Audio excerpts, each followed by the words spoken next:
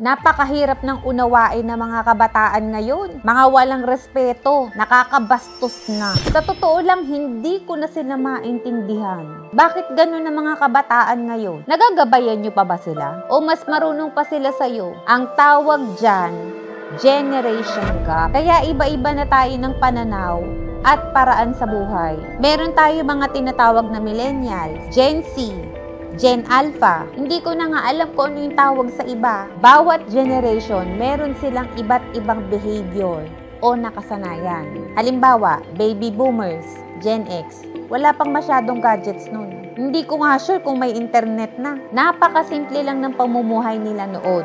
Ito namang mga millennials, Gen Z, Generation Alpha. Lahat naman sila nasanay sa instant. Isang pindot lang, lahat nakukuha nila. Mawalan lang yan ng cellphone saglit. Tingnan mo, nanginginig na. Halos isubo na sa kanila lahat. Kahit magkakaiba tayo ng generation, hindi mawawala ang respeto, pagmamahal, at pag-uunawaan. Kapag yan naging pundasyon natin, hindi lang tayo basta nabubuhay. Tayo rin ay tao para sa kapwa-tao.